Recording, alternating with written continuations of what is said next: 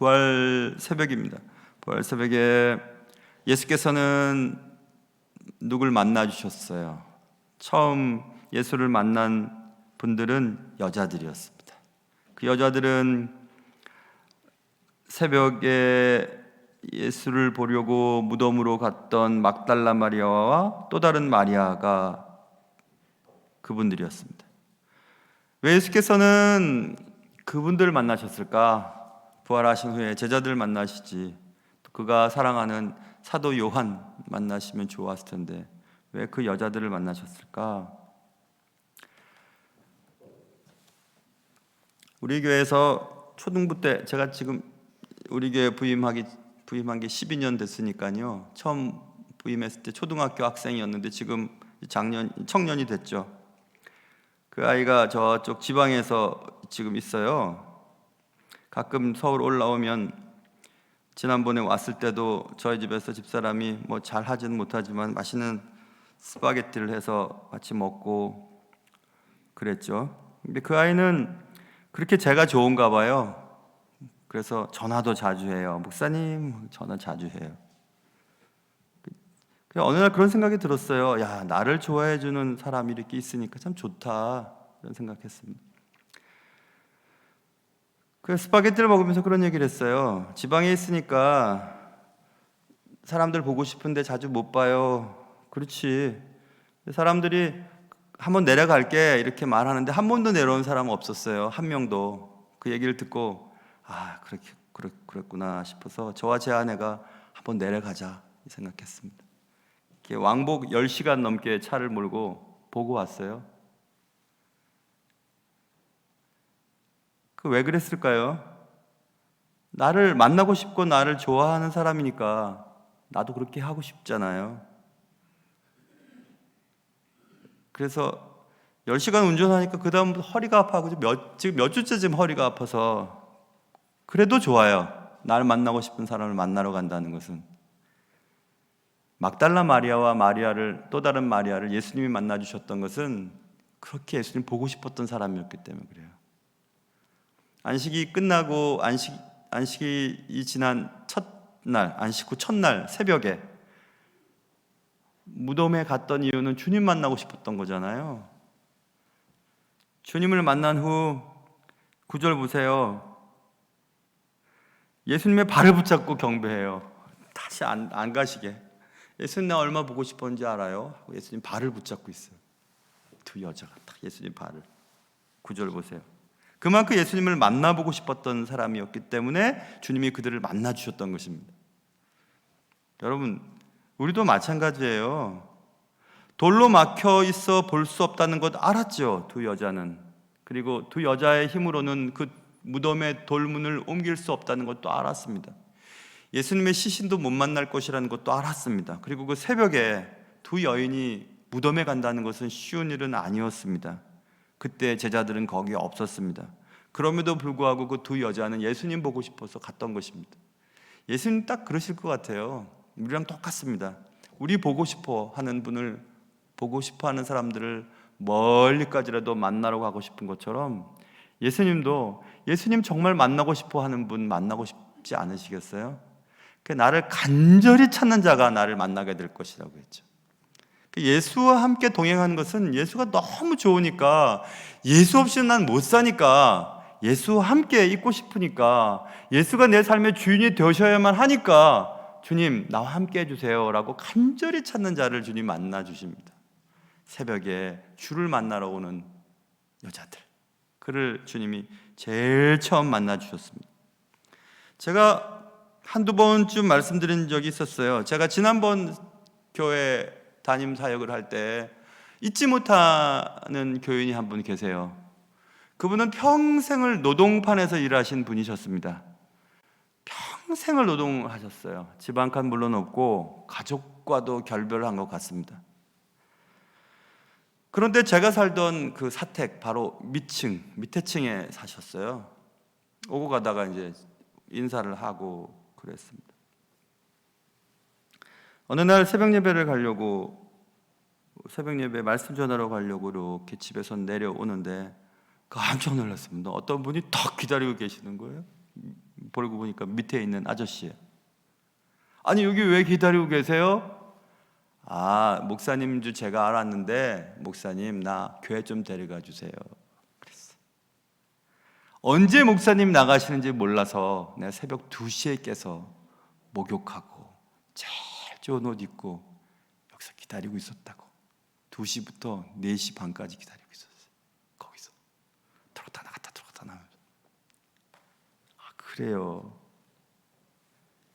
그래 그 아저씨를 모시고 새벽에 갔습니다. 그로부터 그가 예수를 알아가는 속도가 얼마나 빠른지 몰라요. 학습받고 세례받고 집사님 되시고 교회 산악회 총무가 되셔서 막 교인들과 함께 산에 한 달에 한 번씩 산에 갔었었는데요. 교인들의 막 짐도 다 메고 막 앞장서 가지고 그렇게 재밌게 하셨습니다. 신앙생활을 그렇게 재밌게 하셨어요. 평생 노동판에서 일하셨으니 담배를 오죽 많이 피셨겠어요. 결국 폐에 문제가 생기셔서 많이 아파하셨습니다. 물론 가족들이 있었지만 연락은 안 됐으니 그 집사님은 돌아가셨고, 그리고 제가 보호자가 돼서 화장장에서 사인도 제가 하고 장례도 다 치렀습니다. 그분이 마지막에 남긴 말은 콧물 눈물을 다 흘리면서 좀 더 예수님을 빨리 만났더라면 좋았을 텐데 그 얘기했습니다. 저는 꼭 그 생각이 나요.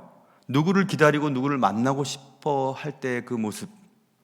위에 층에 목사님이 산다는데 목사님 나 교회 좀 데려가 달라고 새벽 2시에 일어나서 목욕을 하고 제일 좋은 옷을 입고 계속 기다린 겁니다. 여러분, 예수님을 만나고 싶어서 우리는 새벽 2시에 일어나서 목욕을 하고 제일 좋은 옷을 입고 교회 가고 싶다고 하는 마음으로 교회에 오신 적 있으세요? 제 아내도 그러고 또 사람들도 그러고 당신은 왜 이렇게 일찍 일어나냐고. 주일날도 제가 오늘 2시 몇 분에 일어나서 교회 3시 몇 분에 왔거든요. 왜 그런지 아시죠? 여러분, 여러 가지 이유들 가운데 또 하나는 한 2시간쯤 지나야 정신도 맑아지고 또 목도 좀 부들부들해지고 그렇다도 하더군요. 제일 좋은 상태로 말씀을 전하고 싶은 거 그것도 있어요. 제 마음속에 정신없는 상태로 와서 말씀 전하고 싶지 않아요. 깨끗한 마음으로 또 말씀도 한 번 더 보고 기도하고 또 감사하고 제일 좋은 모습으로 주님 만나고 싶고, 또 주님 만나러 오시는 분들과 또 만나고 싶은 마음이 또 있어요. 예수님을 정말 만나고 싶었습니다. 이 두 여자는. 물론 막달라 마리아는 7 귀신 들렸다가 나간 여인이 얼마나 감사했어요. 또 다른 한 여자는 학자들에 따라 다르고 본문에 따라 다르지만 어제 또 그제 본문에 나오는 세 여자 가운데 한 분이었습니다. 세베대의 아들들의 어머니 혹은 야고보 요셉의 어머니, 그러니까 육신적으로 예수님의 어머님이었던 그 막달라 혹은 살로메라고 얘기하는 야고보와 요한의 어머니, 세베대의 아들 어머니. 또 그 외에 어떤 마리아 있는지 모르나 두 여인이 예수를 만나러 갔어요. 보고 싶어서. 예수님은 자신을 만나고 싶어하는 사람을 만나 주십니다. 첫날 새벽 주님을 만나고 싶어서 말씀을 읽고 예배당에 나오고 하나님의 음성을 듣기 위해 기도하는 자를 만나 주십니다. 자신 있게 말씀드릴 수 있어요. 새벽을 깨우는 자가 주님을 만날 확률이 매우 높습니다. 여러분 한번 그렇게 해보세요. 지금까지는 나는 올빼미 형이야 하고 늦게까지 계시다가 아침에 불이 나게 일어나서 하루를 시작하지 마시고 하루 일찍 첫날 첫 새벽을 주께 드리면서 하나님 얼마나 보고 싶었는지 알아요? 예수님의 말씀 얼마나 듣고 싶었는 줄 알아요? 교회에 얼마나 오고 싶었는지 알아요? 하고 그렇게 주님을 찾고 간절하게 주님을 만나러 오는 두 여인처럼 여러분의 인생도 그런 인생 되실 수 있기를 주님의 이름으로 축원합니다. 자, 그래서 이제 예수님 발이 붙들린 예수님이 무서워하지 말라. 내가 가서 내 형제들에게 갈릴리로 가라 하라. 거기서 나를 보리라. 나 붙잡고 있지 말고 빨리 내 형제들에게 가서 갈릴리에 가라고, 내가 거기서 너희들 만나겠다고 말하라고 이렇게 얘기했습니다. 나를 보리라. 그 주님께서는 이 말씀 그대로 바울의 서신 고린도전서에 보면 이렇게 써 있거든요. 장사 지낸 바 되셨다가 고린도전서 15장에 있는데요. 성경대로 사흘 만에 다시 살아나사 게바에게 보이시고 베드로, 후에 12제자에게와 잘 들어보세요. 그 후에 500여 형제에게 일시에 보이셨나니 그 중에 지금까지 대다수는 살아있고 어떤 사람은 잠들었으며, 그 후에 야고보에게 보이셨으며, 그 후에 모든 사도에게와 맨 나중에 만삭되지 못하여 난 자 같은 내게도 보이셨느니라. 부활하신 예수님께서는 베드로와 12제자들 그리고 500명의 형제들에게 일시에 동시에 한꺼번에 보여주셨던 적도 있었고, 그리고 나 같은 자, 사도 바울, 나 같은 자에게도 보여주셨다 이렇게 말씀하셨습니다. 자유주의 학자들과 또 신이 없는 사람들은 말도 안 된다, 예수가 살아났다는 것은 환각 상태에서 제자들이 염원을 하니까 그렇게 된 줄로 그냥 믿는 거다. 여러분, 거짓말도 계속 자기가 신념을 가지고 그렇지 않다고 얘기하면 거짓말을 해도 거짓말하지 않은 것처럼 여겨준다고 하는군요. 나쁜 짓을 했어도 자기가 나는 아니야 자꾸 생각하면 자기가 정말 안 한 것처럼 믿는데요. 거짓말 탐지기를 들이대도 거짓말하지 않은 것처럼 나타나는 경우들도 있답니다. 그러니 환각이나 혹은 자기 기만에 의해서 부활하신 주님을 만났다고 한다라고 말을 합니다. 근데 한번 생각해 보세요. 500명이 동시에 봤다고 써 있잖아요. 그럼 500명이 동시에 환각 상태에서, 자기 기만 상태에서 주님을 만난 것입니까? 예수님이 부활하신 것을 보았다는 말을 믿는 것보다 500명이 동시에 환각 상태에서 부활하지도 않은 예수님을 보았다고 믿는다는 것이 더 기적 아니에요? 더 힘든 것을 지금 믿고 있는 겁니다. 더 믿을 수 없는 것을 믿고 있어요. 또 한 가지는, 사람이 환각과 자기 기만 상태에서 사람이 좋게 변할 수가 없습니다. 대마초를 피거나 마약을 하거나 술을 잔뜩 마신 다음에 선하고 좋은 일을 할 수 있나요? 못합니다. 점점 사람이 나빠집니다. 그런데 사도 바울은 사도행전 9장에 보면 예수를 만난 다음에 그는 변합니다. 어떻게 변하냐면 좋게 변합니다. 아주 기가 막히게 좋은 사람으로 변합니다. 그러므로 환각과 기만 상태에서 주를 만났다는 것은 말도 안 되는 얘기죠. 또 한 가지, 예수님께서 그 여인들에게 얘기하십니다. 가서 내 형제들에게 갈릴리로 가라고 얘기해라. 거기서 나를 보리라라고 말해라. 이렇게 얘기했습니다. 여기서 기가 막힌 주님의 말씀. 3년 반 동안 그렇게 주님이 사랑했던 제자들, 먹을 거 주고 잠자리 재워주고 또 예수님의 기적을 보여주시고 그렇게 사랑했던 제자들 다 예수님을 배반하고 또 도망갔죠. 예수님을 팔았던 자도 있고 예수님을 부인했던 자도 있고. 그런데 그분들에게 주님이 내 형제들,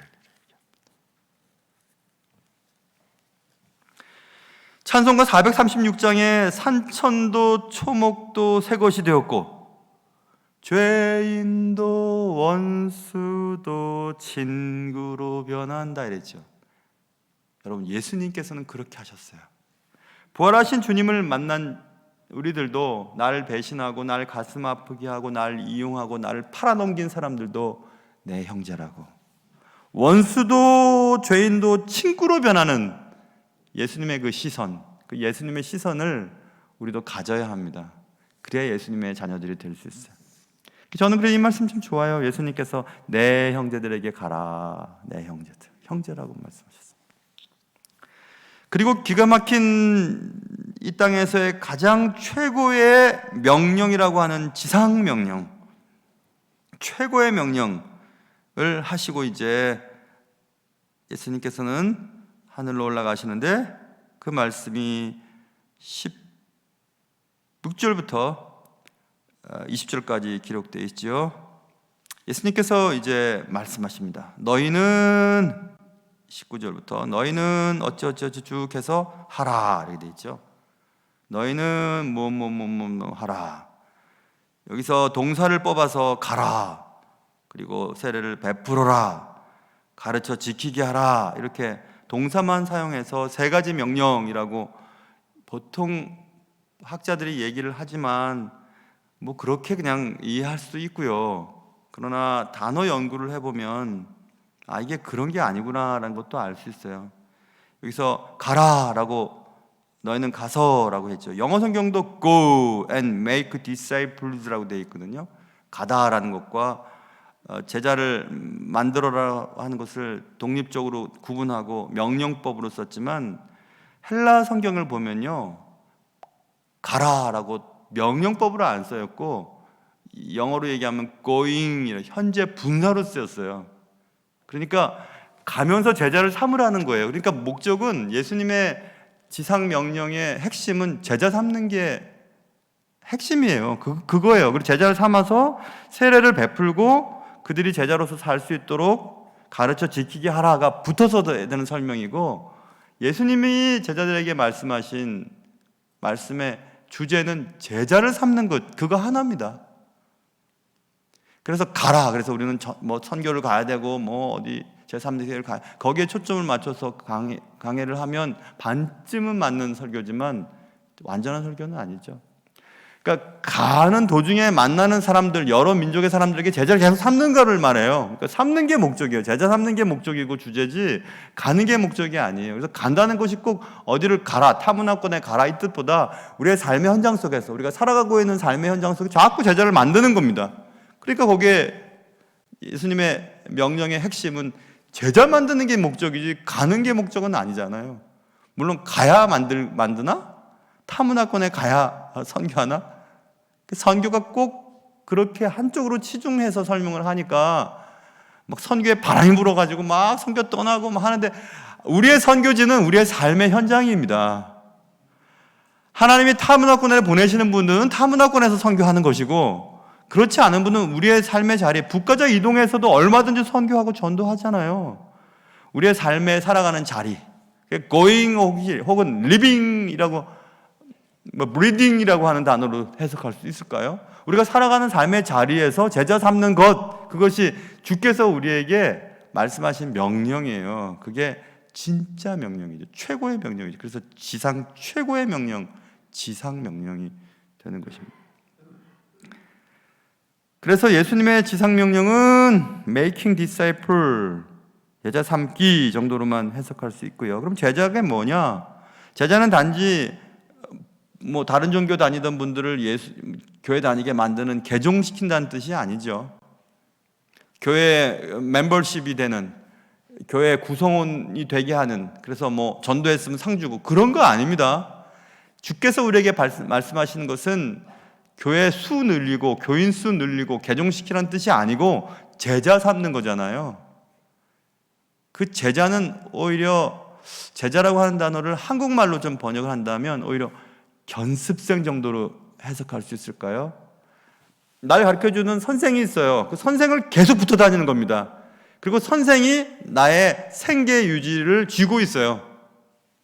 그러니까 도제라는 단어가 있죠. 한문에 도제라는 말이 있나요? 그러니까 견습생, 그러니까 선생에게 완전히 귀속되어 있는, 선생에게 완전히 붙잡혀 있는, 붙들려 있는, 속해 있는 그 선생은 누구예요? 예수님이잖아요. 그러니까 그로부터 배우고 그와 함께 살아가는 자, 예수와 함께 살아가는 자를 만들라는 얘기입니다. 교회 나오게 만들라는 뜻이 아니라. 그렇기 때문에 제자 삼기는, making disciple은 listening, by listening으로 되는 게 아니에요. 듣는 것으로 되는 게 아니라 by doing으로 되는 거예요. 행함으로 가능한 것이에요. 봐봐, 이렇게 하니까 되지? 이렇게 해봐봐. 이렇게 하고 삶의 현장에서 가르쳐주는 겁니다. 그리고 그것을 배우고 익히는 거예요. 그러면서 자신의 선생처럼 닮아가는 것, 그게 제자잖아요. 그러니까 예수를 믿는 것은 교회 다니고 말씀 듣는 데 끝나는 것이 아니라 말씀 들은 만큼 사는 겁니다. 살아서 내 삶이 예수를 닮아가는 데까지 가야 제자가 되는 거예요. 그래서 예수님께서 우리에게 바라시는 제자로서의 삶은 단지 교회 구성원이 되고 직분을 갖게 됐다는 것이 아니고 예수님 닮은 삶을 살게 되었다는 것까지 가야 되는 것입니다. 그래서 제가 자꾸 암과 삶을 일치시켜야 된다는 얘기를 그렇게 제가 열심히 하는 이유는 바로 그것 때문에 그런 것입니다. 하나만 더 할게요. 그러면 어떻게 그걸 할 수 있을까? 어떻게 우리가 제자를 삼고 제자가 될 수 있을까? 그건 쉽습니다. 왜냐하면 주님께서 18절에서 그 명령을 하시기 전에 하늘과 땅의 모든 권세를 내게 주셨으니 그러므로 너희는 가서, 자, 하늘과 땅의 모든 권세를 가지신 주님이 또 그것을 주셨어요, 우리에게. 그러니까 여기서 모든 권세, 파스, 엑수시아라고 하는 헬란 말은 말 그대로 모든 혹은 그러니까 all 혹은 every, 그러니까 하나님의 자녀가 된 자들에게는 모든 자 예외 없이 다 주셨어요. 엑소시아는 권세라고 번역했잖아요. 권세, 파워, 능력으로도 번역이 되고 strength라고 하는 힘으로도 번역이 되고 right이라고 하는 권리로 또 번역이 돼요. 그러니까 내가 예수 그리스도를 믿으면 예수님이 가지신 모든 능력과 모든 힘과 모든 권세와 모든 권한을 다 우리가 받게 되는 거예요. 그러니까 예수님 주신 그 모든 권세로 하나도 예외 없이 그것을 받은 자들이 예수님의 권세로 사람들을 제자를 삼고 그들을 가르쳐 지키게 해서 그들이 또 다른 예수의 또 다른 작은 예수로 살아갈 수 있도록 할 수 있는 능력이 우리에게 있어요. 또 우리가 그렇게 살아갈 수 있는 능력도 우리에게 주어졌고 그것을 우리가 활용하지 못하는 것뿐입니다. 결국 하나님께서 주신 것들을 붙잡고 하나님의 뜻대로 살려고 애쓰는 자들에게는 예수님 말씀하신 것처럼 능치 못할 것이 없다고 하신 말씀입니다. 우리가 안 해서 그렇지, 하기 싫어서 그렇지, 우리가 주의 말씀대로 살려고 애쓰면 우리에게 예수님의 모습이 드러나요. 조금씩 예수님을 닮아가요. 그래서 우리가 말로 전해서 듣는 것으로 전도받는 것이 아니라 우리의 삶의 모습을 통해서 우리가 삶을 어떻게 살아가는 것을 성도들 옆에 있는 사람들이 보고 전도가 되는 거죠. 삶으로서의 전도예요. 그러니까 지역교회에게 주신 여러 가지 사명은 물론 타문화권에 가서 전달하는 선교의 사명도 있지만 지역사회, 지역 주민들에게 예수의 향기를 드러내는 역할을 우리에게 맡겨주신 것입니다. 그게 지상명령을 수행하는 자들의 사명이라고 말할 수 있어요. 그래서 삶의 자리에서, 직장에서, 가정에서 인정받지 못한다면 실패입니다. 실패예요. 오늘 부활절 새벽에 더 많은 얘기를 나눌 수 있겠으나 여기까지 얘기를 하기로 하고요. 사랑하는 성도 여러분, 예수님께서는 그를 만나고 싶어하는 자들을 만나주시고 그를 찾는 자 곁에 가까이 하십니다. 예수님을 정말 사랑하시면 예수님과 함께 하기를 원하세요. 그리고 예수님이 내게 말씀하신 명령을 지켜주세요. 그건 우리가 제자가 되고 또 다른 제자를 만드는 것입니다. 여러분의 삶의 현장 속에 그런 은혜가 올 부활절의 새벽을 통해서 새롭게 시작되는 귀한 출발점이 되시기를 주님의 이름으로 축원합니다. 기도하겠습니다.